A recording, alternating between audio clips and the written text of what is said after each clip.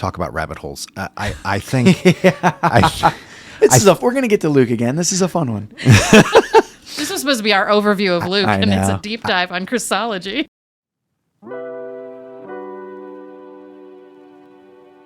Welcome to Cross Connections, Season 2, Cover to Cover, as we read along with you each week and discuss the Bible from Genesis to Revelation.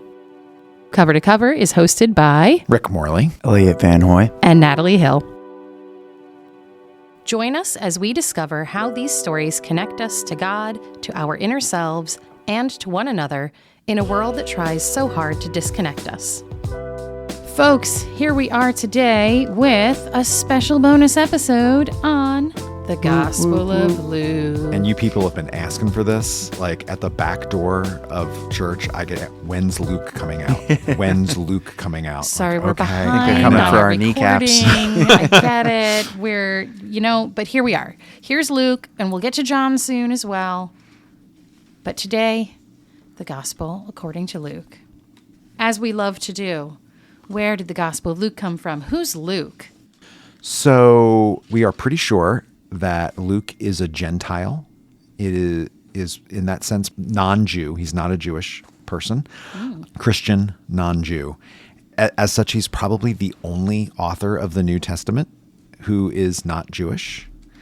Could be the only author of the entire Bible who is not Jewish. That's pretty important. Pretty important. And we can see there's a couple of places where he'll start explaining things that a Jewish audience wouldn't need explained. So not only is he not Jewish, but he's also not writing to a Jewish Right. audience. He's writing to a different audience. Remember when Christianity, the church first starts going, it's first going to Jews, right? Like it's the Jews, the church in Jerusalem. And then Paul starts this mission to the Gentiles, to the rest of the world, which is going to be a major theme in the Gospel of Luke and the book of Acts, which is written also by Luke. And written to the same person, Theophilus. Theophilus. So there's a huge question. It's written Is it one almost person? like a letter. And, Yeah, a little bit like one of the letters of Paul. Right. Like he's writing this letter, this account of Jesus for this person. Now, Theophilus means lover of God. So Theo, God, Philus, like Philadelphia, lover of God. And so is this some guy from the early church that's named Theophilus that he's writing for? Or is he writing for the lovers of God? Oh, I love that. I like that. I like that too. That made me feel warm and fuzzy. Yeah. We think it was written sometime around between like 80 and 90 AD. If you remember, we think that Mark was written around 70 when the temple was destroyed by the Romans.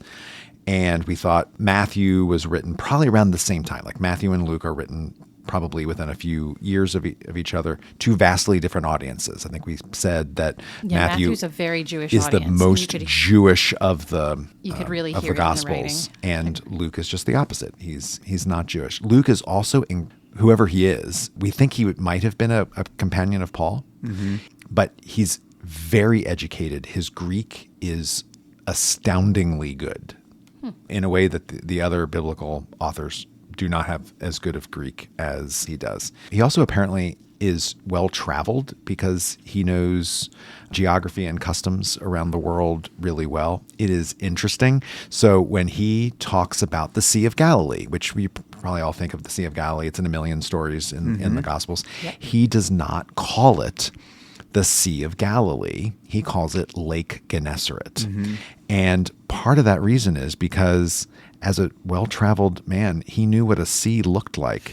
And Galilee just didn't fit the bill for what a sea looked like for him. He's like, this is not a sea. This is an I didn't elevated realize pond. that. This is a lake, maybe. He's like, I'll give you a lake. No, there's some major themes in Luke that set it apart. Remember, the Gospels are each sort of a sermon written by a gospeler for their audience. Or they're not just telling the facts and figures about Jesus, but they're sermonizing about Jesus and who this Jesus is. And for Luke, major theme is universal salvation, that Jesus has come for all people, not just the Jewish people. And you definitely see that in the other Gospels, but Luke emphasizes it in a way that they don't.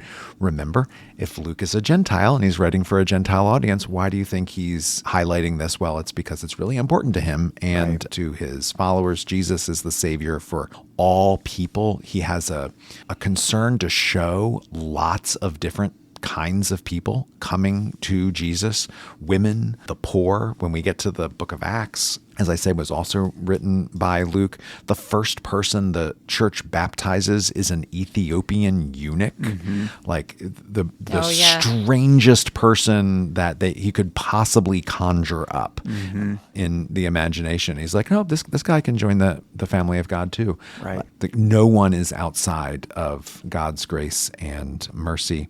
And he has a love for the Holy Spirit. The Holy Spirit is throughout the book. The Holy Spirit is doing lots of stuff with Jesus. And then sometimes the book of Acts is called the Gospel of the Holy Spirit because it's the Spirit that is depicted as just moving through the apostles as they go out and do their ministries. Yeah.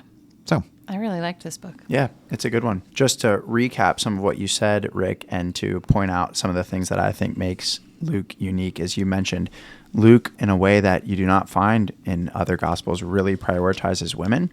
And so the Magnificat comes from Luke, for anyone that didn't realize that, the Song of Mary, right? In chapter 1, verse 46 to 55, Mary said, "My soul magnifies the Lord," the Magnificat. And it's this beautiful imagery of this great reversal that the Lord is doing where the lowly are raised up, the rich are sent away empty. So, and I think that's another thing I would say. You see this in the Magnificat. Luke has a really strong concern with justice. So it's in Luke as well, right? Is it Luke 4? That Nazareth inaugural? Yeah, that Jesus quotes from the scroll of Isaiah about his mission. And this is really Luke's kind of thesis statement for the book. And you mentioned the Spirit, Rick, but this happens in chapter 4, verse 18. Yep. The Spirit of the Lord is upon me because he has anointed me to bring good news to the poor, to proclaim release to the captives, recovery of sight to the blind, to let the oppressed go free, to proclaim the year of the Lord's favor. So again, these are really significant material justice realities for Luke. Again, not that you don't find that in the other Gospels, but it seems to really be a priority. Highlighted. The marginalized are really, really significant for Luke. And this is why women play such a significant role. And Gentiles, because Gentiles in this period for Jews were marginalized people. I think the other thing unique about Luke, and you mentioned him being a Gentile, one of the ways this is pretty clear to us is the Lucan genealogy versus the Matthean genealogy. Matthew really is kind of the counterpoint to Luke in a lot of ways. Matthew is a very Jewish gospel, whereas Luke is a very Gentile gospel. And one very concrete way you see this is in Matthew's genealogy, it goes back to Abraham. Abraham is the start of Matthew's genealogy. And it starts with Abraham and goes down to Jesus. Jesus. Luke's is funny because it starts the reverse way. Starts with Jesus and then works backwards. And works backward to Adam. All the way to Adam. And again, this is really emphasizing, as you mentioned, Rick, the universal scope of God's work, that this genealogy goes back to a time when Israel did not even exist, right? So definitely a big difference there. It was also interesting, I thought, the positioning of that genealogy in each of them. In Matthew, it is right up front at the very beginning of the first chapter.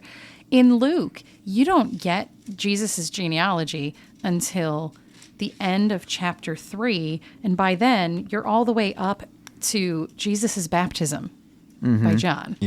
It's almost, by the way, this is who this person is all the way back. If I could just go back, something we said, I don't know, 20 episodes ago, if I can just, when we were looking in Genesis, we started with the creation of the world, and then there were these stories that were for all peoples, right? It was the story of the flood, it was the story of the Tower of Babel, all peoples. And then there was a shift, and the story went to Abraham, and then Isaac and Jacob and Joseph, and it became the story of one family. And we talked about how the focus just went from this grand cosmic scale, God creating all things, down to one family, one people, one nation. The 70 people who came to Egypt. To Egypt right, from Israel. From one family that then becomes a nation. And so the whole focus of the Bible before this has been on that family, which turned into a nation. And then, as we saw in 1 Kings, turns into two nations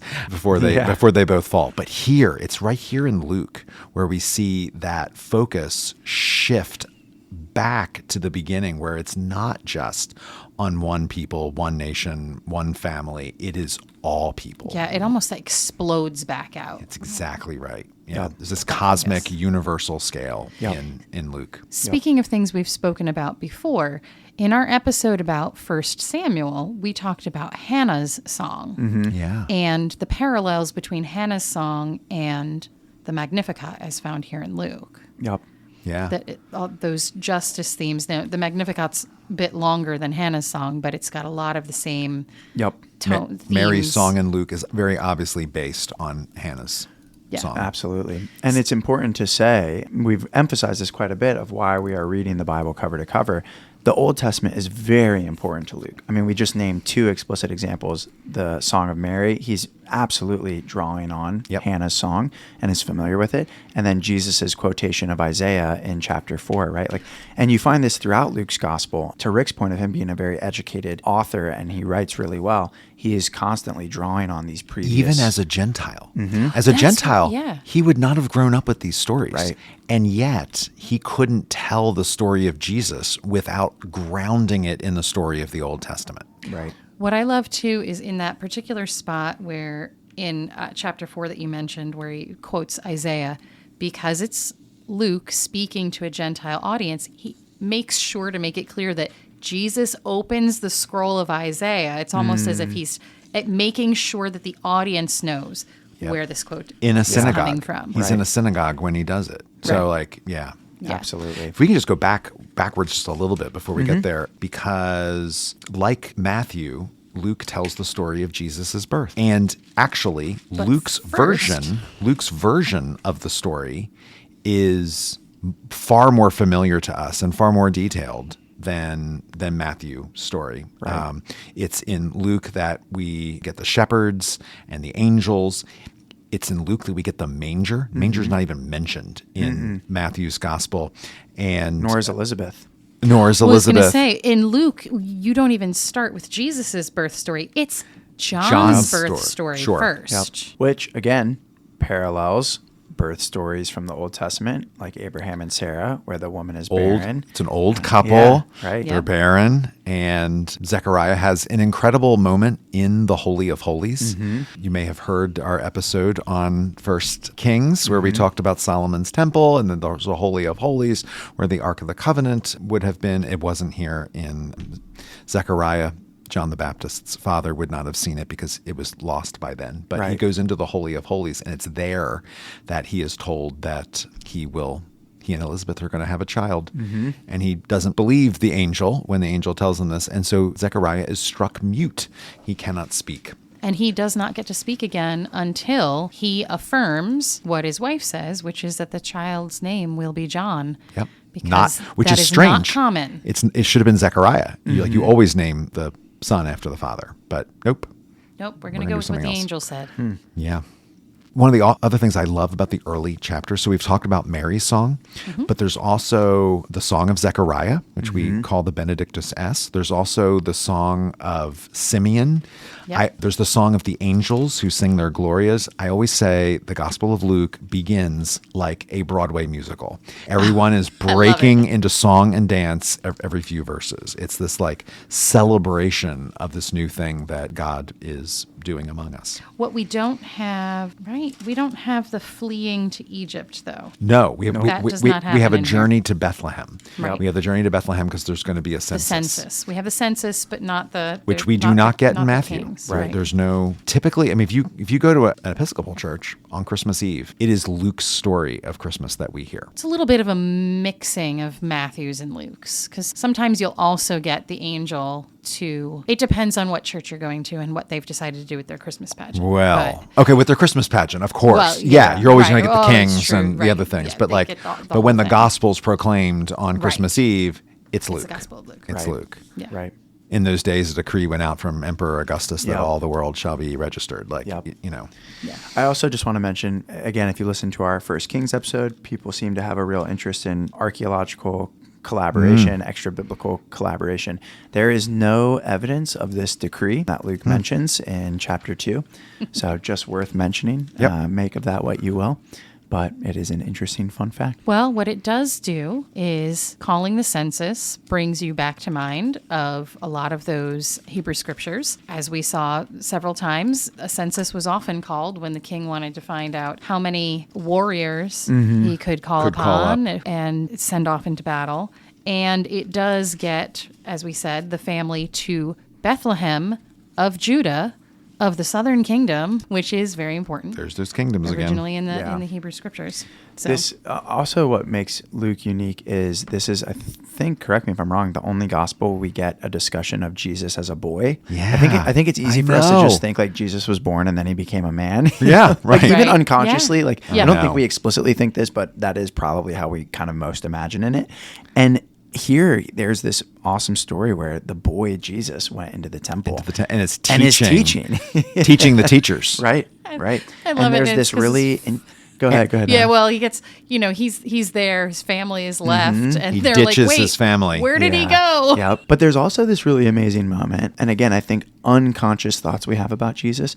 He was born, he became a man. I think another one is we really, I'm going to presume here, I think unconsciously think of Jesus as very divine, as having this. I almost think we think of him like Superman. He had these just like superhuman abilities. And there is this moment in that section at the end of chapter 2. This is verse 52. It's very, very interesting to consider. And Jesus increased in wisdom and in years and in divine and human favor. Which if you actually go back to our episode, there's someone that Luke is drawing this language from. Isn't it David? I can't remember. That'll have to be for the listener to find out where that is coming from. Was it Samuel? I think it was Samuel, and I think Samuel. it was... It was Samuel. That's I think it right. was Samuel. I think this... It It looks was like... around the time it would talk about Hannah going and visiting and bringing him the cute little outfits. Yeah. And he, Yes, And that's then it exactly was- right. yep. It looks like the note in my study Bible says this exact language comes from 1 Samuel 2:26. Yep. Again, very interesting to consider, right? Jesus was very much human. Yeah. He was a boy. He grew up. and he could increase. And he could increase. Right. He didn't. wisdom. He didn't just come fully formed. He had to grow. This we won't go down a whole theological rabbit hole here, but this raises really interesting questions about what it means for Jesus to be divine, especially given what you said, Rick, about Luke's reliance isn't the right word, but love for the Spirit. That I think in a lot of ways, Luke has this vision of Jesus as empowered by the Spirit. Yeah. The beginning start of of chapter 4, Yeah, Jesus, chapter full 4. of the Holy Spirit, returned from the Jordan. And you see this constantly. So that's the beginning of chapter 4. You see it again in verse 14.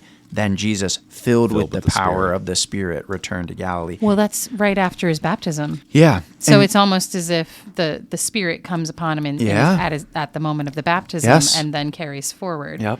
He's grown up enough at that point too. Which I think it's important to note that Jesus grew up and could grow in favor and wisdom and all of that, because again, one of the things we say about Jesus all the time is that Jesus knew what it was to be human, fully human. Yep. And part of that is growing up. Yep. Growing Yep. in wisdom, going from not knowing very much to understanding. Yep. That is part of the human experience. How can you be human without doing Yep. that? Right. So almost if Jesus had been born fully formed and not needing to grow into any of that, it's like he would have missed out on part of what it was to be human. Well, it's funny you say that, because this is to some degree exactly what the author of Hebrews says, right? That he was without sin, but he knew, I'm forgetting the exact phraseology, the gist is, Rick, you might remember, he knew every trial and temptation, but yet was without sin.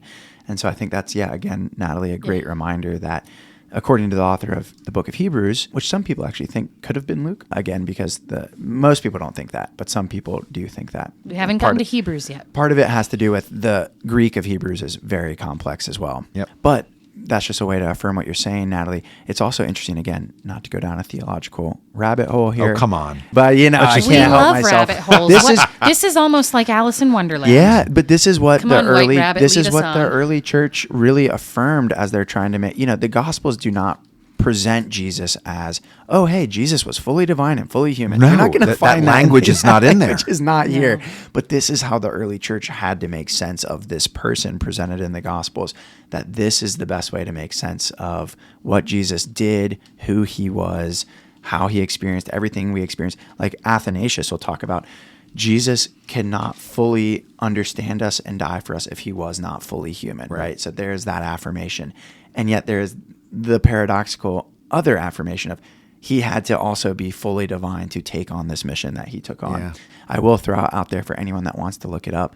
There's an interesting conversation. All of this is under the category of this fancy word Christology, quite literally just the study of Christ, right? Yep. And there's interesting discussions about a spirit Christology, the idea that the way to understand Jesus's divinity is not some like quality that Jesus had, but through the empowering of the Spirit. And a lot of this comes through Luke. I'll warn people, so I'm not presenting it in a way that isn't honest. A lot of people might not consider this very orthodox, right? But it is just an interesting conversation among theologians. So, well, the other conversation is like, when do the gospel authors present Jesus as divine? And, in Mark's gospel, which we think was the first gospel that was written, it really seems to be at his baptism, when the Spirit falls on him. Right. In Matthew and Luke, it seems to be at his conception and birth, like when Jesus comes into the world. Right. And when we get to John's gospel, whenever we get to John's gospel, 8 months from Soon. now. Soon. Sure. We will see it's at the beginning of time. Yep. Right. In the beginning was the word. From the very beginning. And so there, as the first few centuries of Christianity went on, it's the gospel authors are tracking this, like they're presenting Jesus as divine earlier and earlier. It's like they keep going back. Right. I also think this came up in our forum recently because we were looking at Isaiah. I think it's also interesting that in Mark, you don't get a virgin birth. And you do get it in Matthew and Luke, right? Yep. And what's interesting is they're quoting from Isaiah, but they're actually misquoting Isaiah. And we complimented Luke on his Greek and whatnot, but there actually seems to be a misunderstanding. I'm forgetting the chapter of Isaiah, but it's this We'll famous... get there when we get to Isaiah. Yeah, there's this famous prophecy of a young woman, is what it says in Isaiah. Chapter 7? Maybe it's somewhere early in Isaiah. The reader can look it up at home if you want, or maybe someone will find it here really quick. Of Isaiah. Or wait till we get to Isaiah. But the point is, there's a famous, what the early Christians and the gospel writers viewed as a messianic prophecy from Isaiah about this young woman who will give birth to this son who will rescue the people. And in the context of Isaiah, it's important to say, most likely this was referencing the king that was going to come, Hezekiah. But they read this and understand, this doesn't fulfill it completely. Jesus fulfills this. Did you find it, Rick? I did. It's chapter 7 and it's verse 14. Do you want to read the verse? Therefore the Lord, he will give you a sign. There a girl is pregnant and she's going to give birth to a son, and she'll name him Emmanuel, which means God with us. Right. They misunderstand when it talks about a woman. In the Hebrew, it talks about like a young woman. Right, girl. A girl, right, as your translation put it. And there's Luke translates it as a virgin. Virgin. Yeah, there's this funny thing. Like the Greek translation, according to the Yeah. notes, is for some reason in the Greek Septuagint. Yes. Right. Yep. The words are very, very, very similar, and so they read it as virgin. Yep. Darn that translation problem where things do not translate over easily. Yeah, right. And so I won't go into it, but it raises a very interesting historical question, because go listen to all of our Old Testament episodes. We've talked a lot about history. And for example, the Deuteronomistic history's relationship to quote unquote history, capital H, right? Like that this is a theological telling. And it is interesting how we might think of that in relationship to the gospel. Do we believe historically that Jesus had a virginal birth from Mary? Some people are going to feel like this is really, really important to believe. We need to believe that this happened historically. I do think the translation issue raises questions about that and how we understand that. And that part of what may be happening here is there's a theological telling that they felt was really important, because they thought that's what Isaiah had said. So what do you think Matthew and Luke are saying theologically by saying that he was born by a virgin? Right. Like what does that theologically That give this us? is the one, that Isaiah prophesied, the one that is coming to bring Israel out of exile, right? Emmanuel, God with us, as we've talked about in so many of our episodes, right? There's even this language of Messiah is the Hebrew word for king. It becomes synonymous. It really, literally anointed. And so what they are saying is that Jesus is this king from the line of David who has come to rescue us. And I'm glad you brought this up, Rick. This is true regardless, right? This is true regardless. Right. But there is this funny thing that happens with how they are trying to convey that through Isaiah. It has to be a pure action of God. Right. And that, we have all these stories in the Bible of unlikely people getting pregnant and having children. And Mary is like that to the nth degree in Matthew and Luke because she hasn't had sex yet. Right. So this is also interesting to me because, right, so first of all, you wanted to disconnect from any sins of the father, the human type father, right? So you get rid of the connection to a human father and therefore any of the sins of the flesh of the father. So I think that comes later. But, well, I'm just saying, so if it's a virgin, right? So it's straight from God. So you don't have to worry about whatever, in our Hebrew Testaments, there are, because your father did this, or like your father, there's just some of that. Things fall. You can pull that out of there. You don't have to worry about that. What I think ends up happening eventually, and I don't recall if it's scriptural, there becomes this, well, then you're still connected to the flesh via Mary. Mm-hmm. And the flesh, all flesh from the beginning of time is subject to sin because of the fall in the garden. And so then you have to concoct a way that Mary is also sinless. Right. And immaculately conceived. Which is where Roman Catholics go. Which is where you end to up solve with that this. problem. Yeah. and I think that's... It's like now you're contorting everything. Yeah. Because you think that matters to a degree that I'm not sure it matters. And I think I talk about rabbit holes. I think we're going to get to Luke again. This is a fun one. This was supposed to be our overview of Luke, and it's a deep dive on Christology. The Hebrew Bible doesn't really have does not look at sex and sexual relations as something that is gross and impure. Right.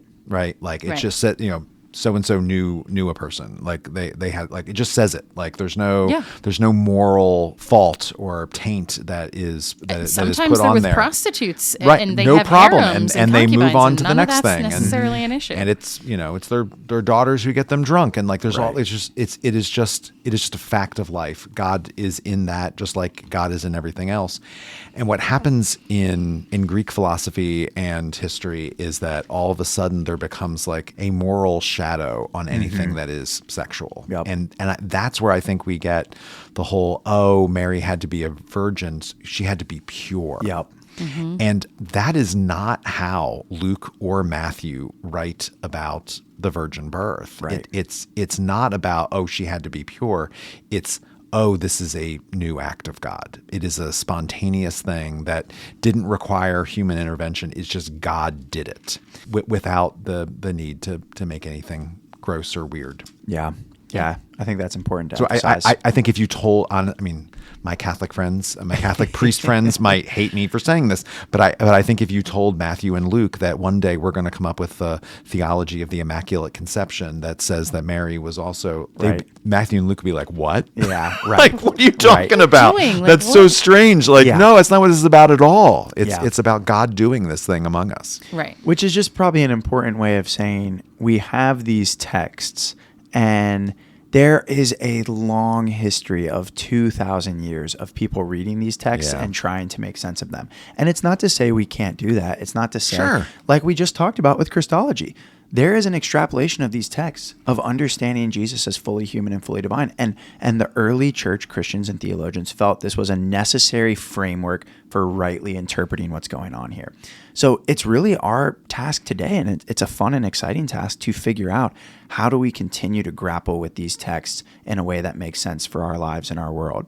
Yeah. And we might feel like that means we need to say there was an Immaculate Conception, and we might feel like that's not necessary. Yeah. So I think it's always a process of dialogue and discussing this together in community. And that, I think, Matthew and Luke would be like right 100%. On with. Yep. Like, yes, let's do this. Yep. Matthew and Luke, who have a conversation in the New Testament where they come at the story of Jesus from different perspectives, one a Jew, one a Gentile, they would be perfectly happy with us having a theological and faithful conversation about who Jesus is. And clearly the people who assembled what is our Bible wanted that to happen, or they would not have given us. They would have just picked one. They would have picked one. Been done with it. It'd been so much easier. Oh my gosh. They not only gave us Mark's really short version, but they gave us Matthew and Luke's that are written to two different audiences by two different people from different perspectives, and then gives us John, which comes out of left field. And is beautiful in its own way. They put it all together so that we had this very broad, diverse view of the story of this person, so that we could continue to talk about it. Yeah, to maybe zoom out on that note and maybe just back continue. to Luke specifically. To go back to a 30,000-foot view and to say some of the things that continue to make Luke distinctive and why I'm really glad it's included is Luke has more parables than any other gospel. Luke he just really likes stories. And I think the one chapter he is perhaps most famous for is certainly chapter 15. Rick's got it open right now. These parables of the lost sheep, the lost coin, the prodigal son, right? The lost son. So all right in a row. We can talk about those. Those are amazing. But before we do, maybe to also just continue to say some things that make Luke unique and interesting. He has, I think as an Episcopalian, one of my favorite stories in the Bible, the road to Emmaus, where we really get this extended look into what was happening after Jesus' death. And there are these two disciples on the road who encounter Jesus, and they don't recognize him, and they walk with him for miles. They walk with him. And like, we had hoped he was the one. they're walking with Jesus, talking about Jesus, and they don't recognize him. Until they break bread and Jesus opens the scriptures with them, right? And so to me, that's an amazing story as an Episcopalian about this liturgical act of breaking bread together, of sitting around a table together, that Jesus meets us in that moment. So that's another one that I think makes Luke really great. I'm trying to think of any other big picture things about Luke. Those were the big ones I had off the top of my head. But those are unique, right? Because you're not going to find those parables that we referenced in chapter 15 in any other gospel. It does have the similarities of there's some of the early things that Jesus is doing is, casting out demons. The demons recognize who he is before the people do. Yeah. He's doing miracles, he's teaching, he's healing. Yeah, we should also say from 35,000-foot view that this is one of we call the synoptic gospels. And so Matthew, Mark, and Luke are very similar. They see with the same eye, synoptic. And so there are things that track across them. They share lots of things. John is an outlier. It does not share a lot of things with the synoptics. But so there are these things that are the same, but there are these things that make it unique. Right. And I just remembered I got super excited. I was like jumping in my chair. I could see you. I know. Boy, he's got something else to say. Well, because I'm just thinking like, man, what makes Luke unique? What did I trigger? Yes, we have this shared material. And one of the things we talked about to summarize and recap, if you didn't listen to our Mark episode, is part of this synoptic, these three that see with the same eyes, is they're likely all drawing on one source, right? So there's this, you can go look this up. This is super nerdy. You can go look up the Q source. This doesn't exist. We don't physically have access to it. But basically what scholars say is, all of this shared material between Mark, Luke, and Matthew, it must have come from the same place. Must be a document out there must be something that was out there. They all looked at or had heard. Granted, some scholars will dispute this and they will think like it just is really Mark, and then Matthew and Luke are maybe drawing on Mark, and maybe they kind of interacted. But regardless, go look that up. Some people call it the Q problem, the source problem. That being said, things that are unique to Luke that I also just remembered is Zacchaeus. Man, he was a wee little man. That a wee one's little man so was good. he. And that's another great story about Luke's specific emphasis on outsiders and marginalized, because Zacchaeus is this tax collector, right? And this is the one that Jesus is like, I have come specifically for you and to eat in your house. So that's just such a good story. And then the Good Samaritan. The Good Samaritan is only in Luke, I believe. You're absolutely right. I'm pretty sure. Wow, and so, I mean, gosh. Maybe the greatest of parables. Yeah, right? Like, I'm thinking now, oh my gosh, Zacchaeus, Prodigal Son, Good Samaritan. Like, we wouldn't have any of these if it wasn't for Luke. Yeah. Luke's kind of a banger. There's also Lazarus and the Rich Man. Which is incredible and gets us That's a view. That's a different Lazarus than the one he raised from the dead. Lazarus. The one who is in Abraham's bosom. Yeah, there's a rich man but a huge parable against wealth and riches and injustice. But Luke is very wary at wealth. Yeah, right. Big time. And wary of wealthy people. Yep. It is a problem for Luke. Absolutely. A theological problem. It is a huge problem. I had a confirmand this year who's been reading the Gospels, and that's awesome. which is amazing. I love that. That's good. Let me be clear. Most confirmands get him on the podcast. Well, you know what? Maybe, He comes up to me. He comes up to me one day and he goes, "Elliot, I've been reading the Gospels, and I think my biggest takeaway." And I was expecting him to just say something like, "Jesus wants you to love people," or "God loves you." And he goes, "My biggest takeaway is Jesus really doesn't like money."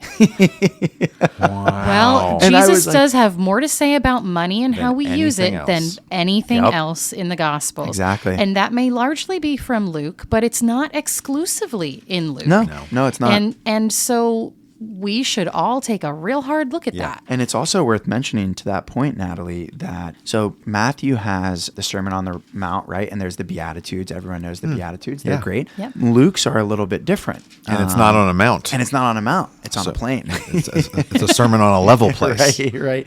Well, now that's interesting because on a mount puts Jesus up high above. On a plane, that's equal standing, equal footing. Absolutely. So the mount. There's a theological difference. The there. mount in Matthew was meant to evoke Moses.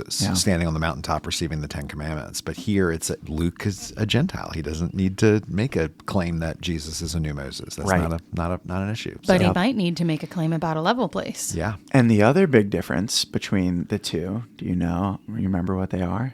Luke includes something that Matthew doesn't. The woes. The woes. Yeah. You preached right. about the woes, didn't you? Was that you? I don't think so. Or was that Tanya? That might have been Tanya. Okay. Yeah, I think it was Tanya. Maybe we can link that in the show notes. I think that was a really good sermon. But this is kind of unique to Luke. Also in the Luke and the poor. Beatitudes. So in Matthew's version, it's blessed are the poor in spirit. Right. But in Luke, it's blessed are the poor. Period. Like we're not talking about a spiritual poverty here. Right. We're talking about the poor. Right. Yep. Which people have made a really big deal about this. I think it's kind of overblown. I don't think Matthew means it in a spiritual way, but it is still a difference. I think Matthew still has in mind the material poor, absolutely. Well, then he goes on. In Matthew's gospel, Jesus says, "Blessed are those who hunger and thirst for righteousness." Yeah. And in Luke, it's "Blessed are those who hunger and thirst." Right. So it's like I think there is a little bit of a No, there is. There definitely is. But it's funny, Rick will know this, like in theology circles, people make a really big, it's like, Matthew's so spiritualized. hang your hat on that. Well, Right. but what if that's, again, because of who they're writing to and what they're writing for? If part of it for Matthew is writing to the Jewish people to really connect Jesus to the foundations and the fathers, but Luke is written to Gentiles and people who act, not that the reasons for following are so different, but the Gentiles don't care about as necessarily the spirit and the righteous. They're caring about practical matters now, and I don't know. Yeah. It could just be a little different. That you hear them a little differently from a different place if you're in a different place. Well, I mean, and don't get me wrong, they are very different. Luke in chapter 6, verse 24, explicitly says, "Woe to you who are rich. Woe to you who are for rich. you have received your consolation." I mean, there's no beating around the bush here. Nope. He's not saying, "Woe to you who have money but misuse it." He's saying, "Woe to you who are rich." And that's a hard saying of Jesus in Luke. That's a hard saying. And let me be clear, that's a hard saying for anyone who lives in the Western world with privilege. Like, I'm not even differentiating among classes of people in America. This is a hard saying to hear for those of us who have a lot of material possessions. You who are full now, for you will be hungry. I mean, even if you're not way up on the socioeconomic ladder, many people in this country, not everyone. Yep. I mean, we still have people who are right, definitely absolutely. hungry now. Yep. But many, many of us at least have that. Oh yeah. I mean, I can just speak for myself. There hasn't been many days I've gone hungry, No. right? Like in the true sense of hunger. No, it's a privilege to fast. Yeah, absolutely. So, I mean, I hear this. Let me be very clear. I'm not just saying this for others. I hear this and I think, oh man, this is hard. Yeah. This applies to me as well. I mean, the story of Lazarus and the rich man. The rich man goes to hell, and Lazarus, the poor man, goes to heaven. Right. And there's no reason for why Lazarus goes to heaven. It's not like, he was really faithful. He just goes to heaven, and the rich man doesn't. I mean, it is it is stark. Where do you know off the top of your head, Rick, where that story Chapter is? 16? Yes, 16, 19 to 31. Let me flip there now, because that is such a unique parable. And I think one thing that's important to say about this parable, I'm not sure how many listeners would be concerned about this. A lot of people focus on this parable, I think, for the wrong reason, to see it as this story about the afterlife. No, right. And this is not a story about the afterlife. This is a story about how we treat the poor now. And the purpose of the story is about not mistreating the poor and the needy and those who are suffering and marginalized. So that's probably important just to say for the sake of the listener. But it's, as you pointed out, it's a really interesting story. And isn't there this moment, I'm trying to like look at it while I talk, where Lazarus is basically like, can I go back to tell my family? The rich man. I mean, the rich man. Sorry. Rich man first says, "Can you send Lazarus to give me a drink of water?" Right. And like, no, Lazarus is not coming out of heaven to give you a drink of water. And then ignored him at your gate. Right. And then he's like, "Can you send him to my brother?" Yes. So that he would know. Yes. We're not playing Charles Dickens here. This is not. Yeah.